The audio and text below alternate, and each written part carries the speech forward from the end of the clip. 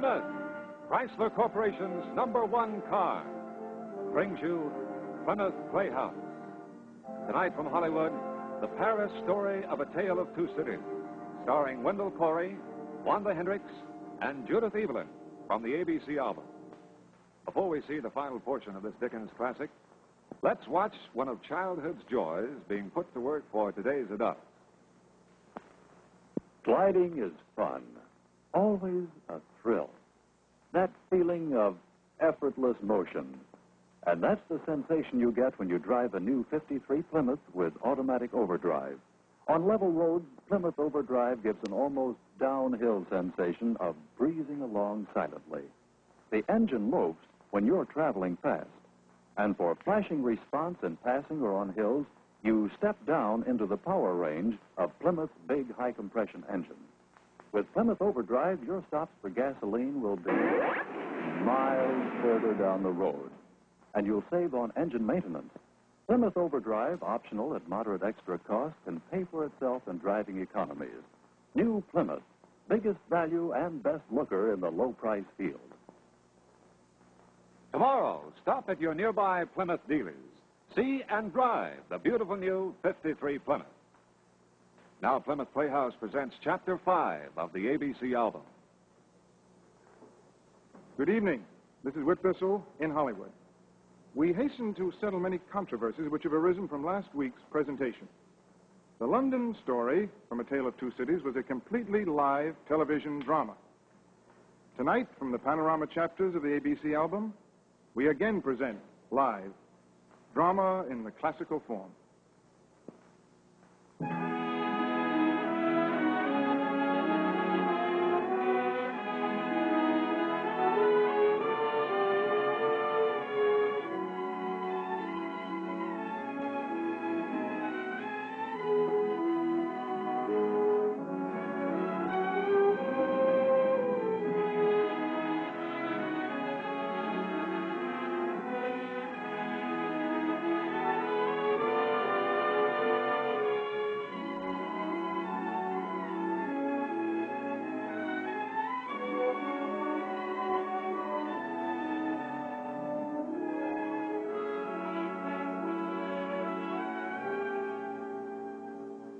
And now, the Paris story. The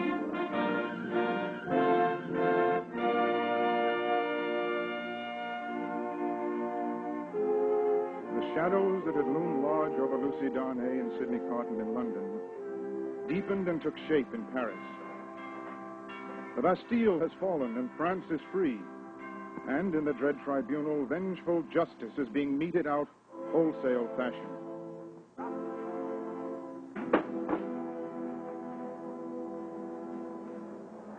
Madame Thérèse Defarge, who, with the woman known as the Vengeance, sits calmly and cold-bloodedly in the shadow of yet another she-devil, Madame la Guillotine, and knits each lost, decapitated soul into eternity.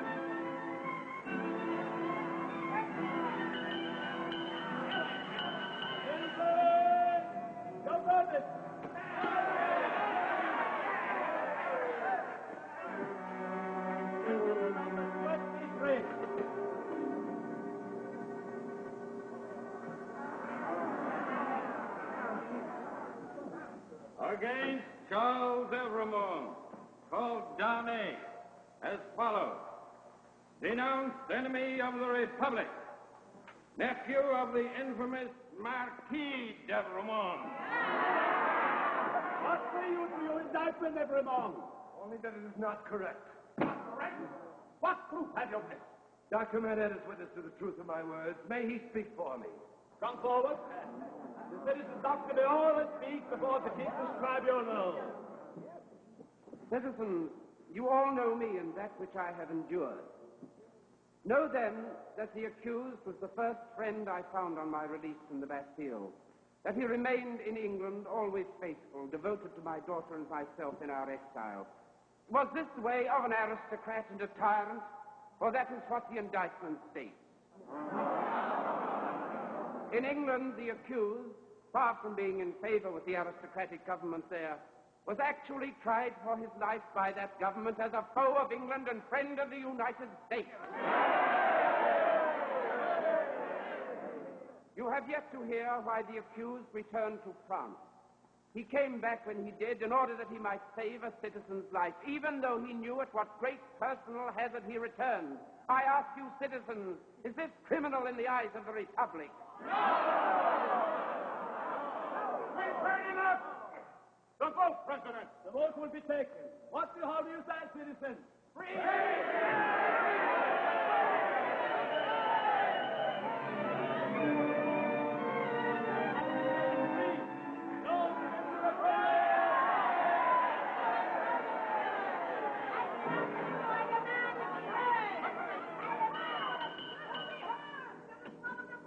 Come forward, madame. Come forward. How will you have them denounced? Openly or secretly? Openly. By whom? 3 voices. Ernest Defarge, winekeeper at Senate Wine. Good. Therese Defarge, his wife. Good. And Alexandra Manette, physician. Mr. President, I indignantly protest. Mr. Manette, be still. Where is the first witness? Ernest Defarge. Here, President. What do you know of this, citizen? I knew that Dr. Manette had been confined in cell 105 North Tower. At the fall of the Bastille, I resolved to examine that cell closely. There, in a hole in the chimney, I found that paper you hold. It is in Dr. Manette's handwriting. Is that all, citizen? Madame Defarge can supply the rest. Very well. Madame Defarge, speak. You will read in that paper that you hold before you how this Dr. Manette was taken out of his house in the middle of the night and transported blindfold in the carriage of an aristocrat to a humble peasant home, where a young boy lay dying of the aristocrat's sword blood. And where his sister lay dying of the aristocrat's child. And you will read further, and your blood will run cold as you do, how each and every member of that same peasant family was willfully exterminated by that same evil aristocrat. The name of that aristocrat was Evremonde. The accused is Evremonde. I'm only the nephew of that man. You are still Evremonde. I denounce and I demand, and I call upon you to denounce and demand death for Evremonde. Come on. Listen, doctor. Are all these things true? They are. And is it true you were in prison in order that you might be kept quiet forevermore? Is it true, citizen doctor? It is true. And is it your handwriting? It is. Heaven forgive me, it is. Read some words, then. There at the end. No, I cannot. On pain of death, citizen, read.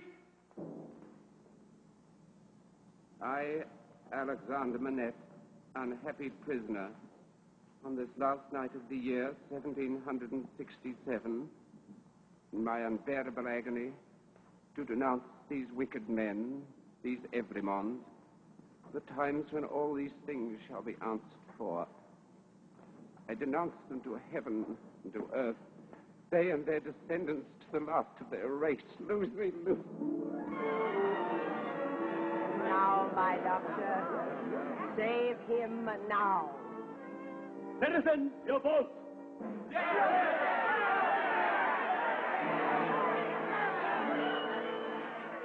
Evermore, it has been unanimously voted. Within 24 hours, evermore. Death! Long live the Republic!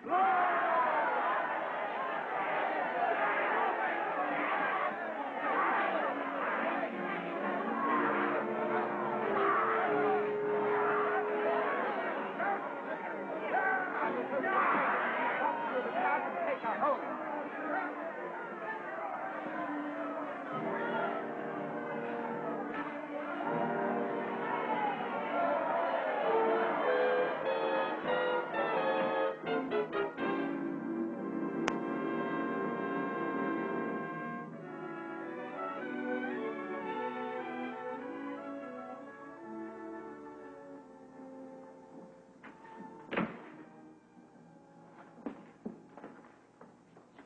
Do not lose heart, my child. There are others yet to be seen. In the meantime, I have been with Charles. What did he say? Is there a message for me? He asks me to tell you to be of good heart, and bids me tell you of an upper window in the prison to which he can sometimes gain access. He thinks that if you stood in the street below, he may be able to see you. You will not be able to see him, my poor child. And even if you could, it would be unsafe for you to make any sign of recognition. I'll go anyway. I'll go immediately. Oh, Father, sometimes I think that you're my only reliance under heaven. You alone.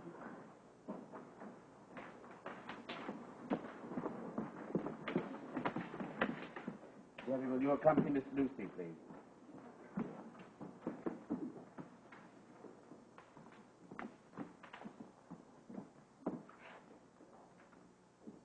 No, wait, Sidney.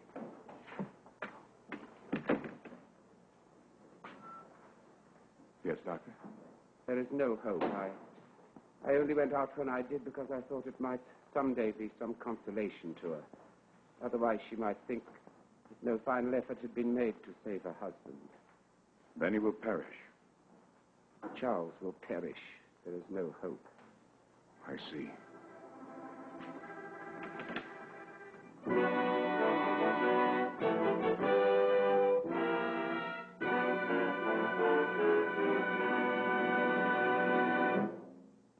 Now, during our brief intervention, a change of pace and a look at a fellow who could use these good luck charms.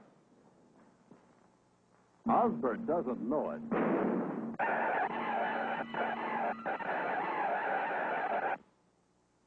But he's a lucky guy. When a blown-out tire flops off the rim and makes you lose control, anything can happen. But you don't depend on luck with Plymouth safety rim wheels. You have protection. If a tire blows out, you can bring the car to a straight, safe stop. Here's why. Patented retaining humps here and here hold the tire firmly in place. Only Plymouth among low-priced cars has safety rim wheels.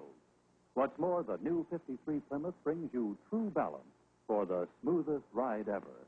She's a real beauty, all right, and the biggest value in the low-price field. The beautiful new 53 Plymouth. You'll need these, not with a 53 Plymouth. Nope, in a Plymouth, your safety doesn't depend on luck. Plymouth designers and engineers have safety in mind at all times. Inside Plymouth safety rim wheels, there are 2 cylinders to operate the front wheel brake shoes. By adding a second cylinder, Plymouth gives you greater control with easy pedal pressure. It's a quality feature you find only in Plymouth in the lowest price field. Plymouth is famous for features that mean extra safety and extra value. And these days, Plymouth value is an even bigger word. You heard about the new lower prices? That's right, on every Plymouth model. So if you're in the market for a new car, be sure to see Plymouth before you buy.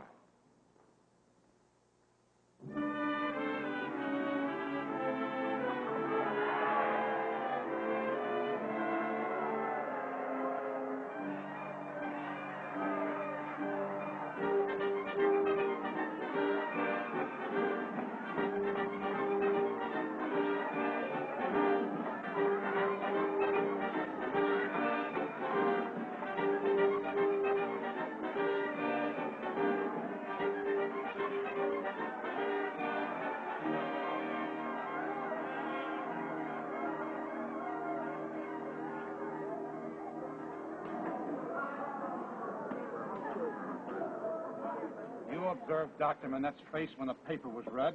Yes, I observed his face. I observed his face to be not the face of a true friend of the Republic. Let him look at his face. Ah! Magnificent.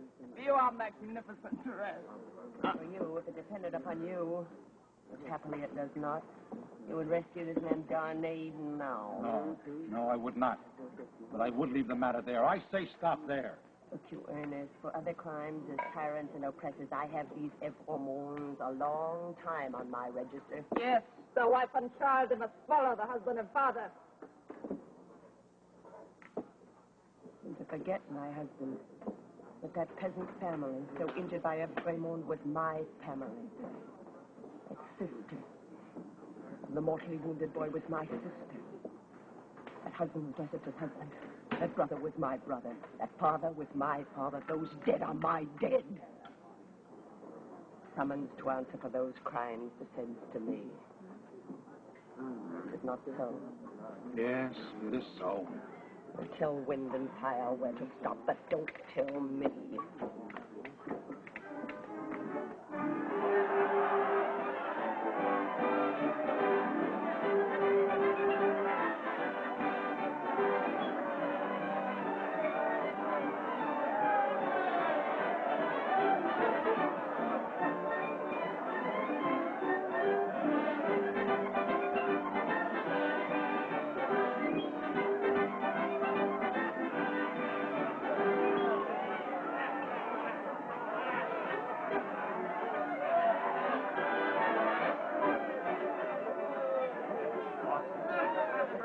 My name is John Carson.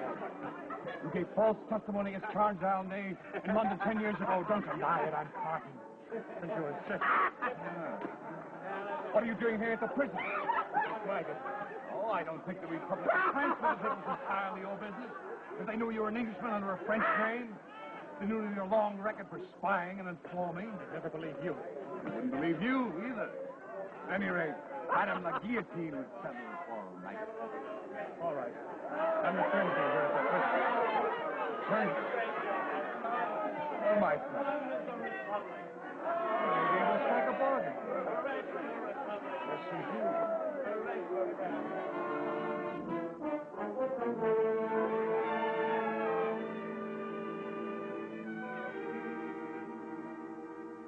Come to bed, Ladybird. Come to bed. Not now, please. In bed. Oh, God. Lucy, I didn't think you'd still be up. I couldn't sleep. I saw him today, Sidney. After standing in the street 3 full hours, I saw him. I didn't really see him, but I saw a handkerchief fluttering from the window. At least he had a chance to see his child. Sidney, what's going to happen to us? Lucy, this is my certificate to leave the city. Keep it for me until I return. What should I? Listen to me. You and your father, and even little Lucy, are in danger of denunciation by Madame Defarge. I heard it from her own lips. You must get ready to leave the city at once. But I can't. But you must. For your child and for your father, you must leave Paris immediately. Now listen to me. At 2 o'clock, 2 hours after midnight, there'll be a coach ready and waiting, standing by. This is Charles' last arrangement. Now get into the coach with your father and little Lucy, and the moment my place is occupied, drive off. Remember, wait for nothing but for my place to be occupied, and then for England. You understand? Yes. Look, now, never mind about the baggage. Miss Cross and Jerry can follow in another coach. Change the plans or delay for any reason, and no life can possibly be saved, and many lives may be lost. Oh. Just tears. What a waste is this. But I thank you for them all the same.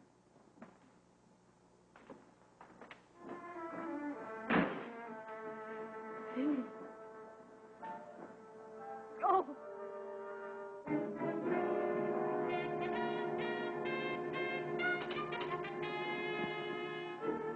Come back, citizen. That's the one that wishes to see Ramon. Yes. What ails him? The thought of his friend's rendezvous with Madame la Guillotine. He should try some good French wine. That would stiffen his backbone. That it would. Yeah, good French wine.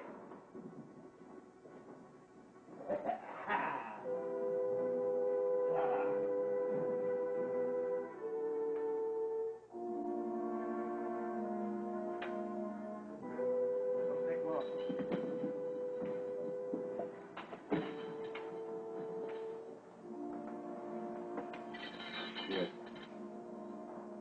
Yes.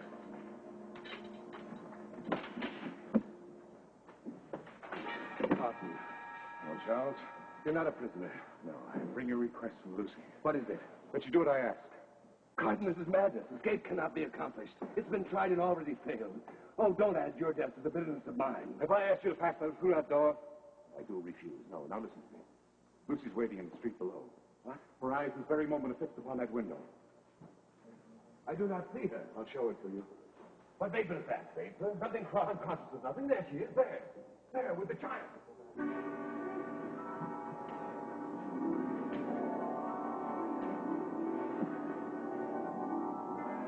I say?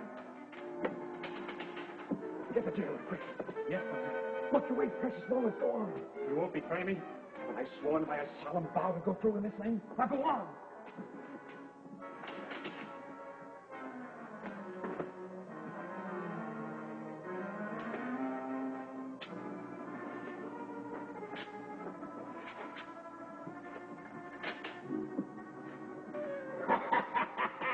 That was too much for him, mate. These Englishmen.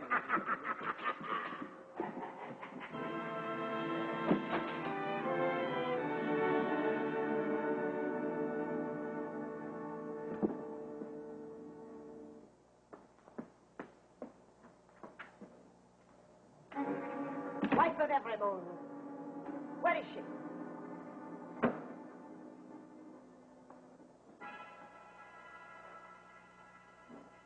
You had only keep it concealed from me at this moment. So tell her I wish to see her, do you hear? I demand to see her. Do you understand? Either go tell her that I demand to see her or stand out of my way at the door and let me go to her, you stupid newt. Never. Never, never, never. Out of my way, Englishwoman. I will tear you to pieces, but I will have you from that door.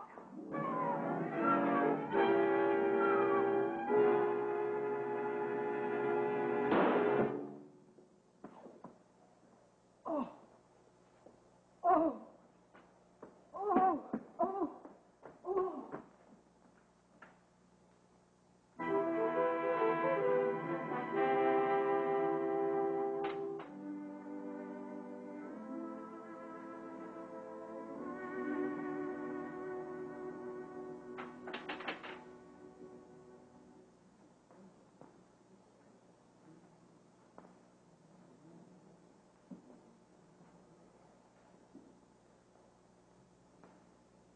Citizen Evermore.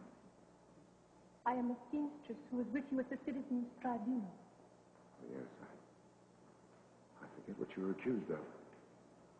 Plotting against the Republic. Who would think of plotting with me? Citizen Evermore. I would not be unwilling to die if the Republic, which is to do so much good for us peasants, would profit by my death. How can that be? On our ride today, Citizen Evermore, may I hold your hand? I am not afraid. It will give me courage. No. Are you dying? For his wife and child. Oh, let me hold your brave hands, stranger. Yes, my poor sister. To the end.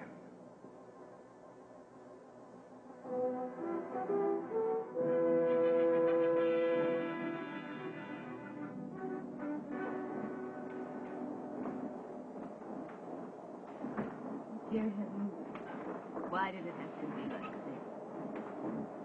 You see, my child, the wind is rushing after us, the clouds are flying after us, the moon is plunging after us. The whole wild night is in pursuit of us, yet we are pursued by nothing else.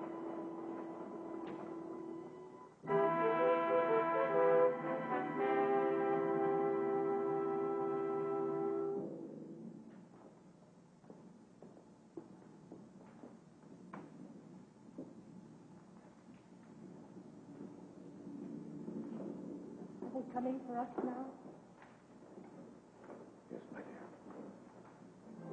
But for you, dear stranger, I should not be so composed. I think you were sent to me by heaven. Or you to me. Fix your eyes upon me and mind no other object. I mind nothing while I hold your hand. I shall mind nothing when I let it go. They are rapid. They will be rapid. Fear not. Comfort me so much.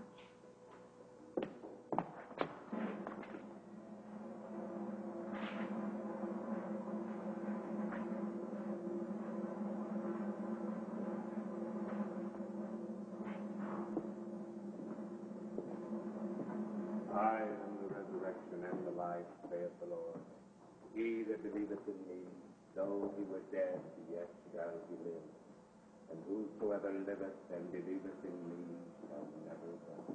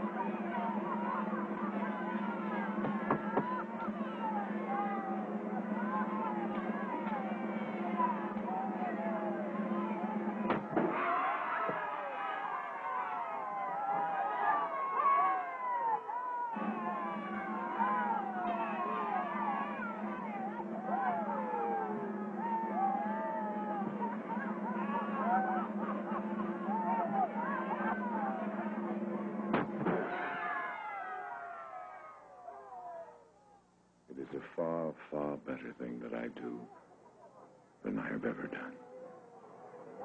It is a far, far better rest that I go to than I have ever known.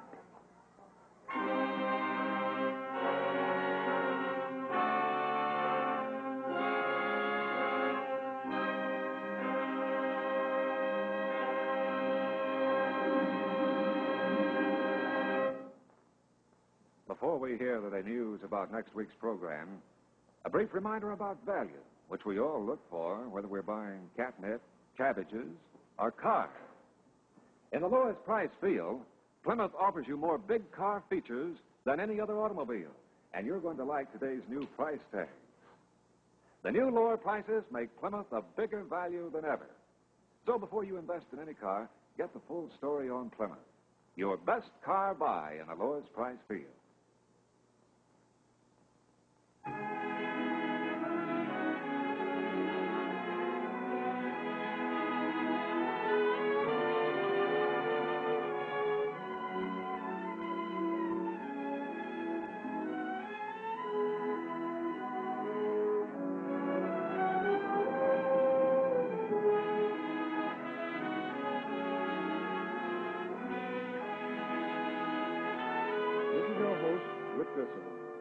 For the last 2 weeks, A Tale of Two Cities from the panorama chapters of the ABC album was produced and broadcast direct from the Hollywood studios of the American Broadcasting Company. Next week, the album will return to New York, and your regular host, Donald Cook, who will present Chapter 6 from the ABC album, a comedy titled Hogan's Daughter, starring Miss Sheila Bond from the Broadway hit Wish You Were Here.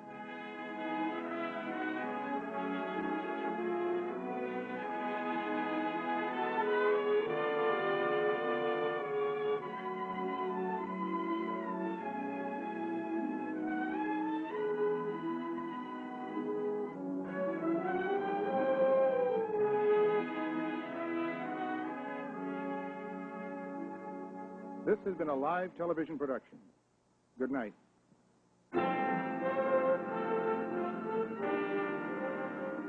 Plymouth, Chrysler Corporation's #1 car.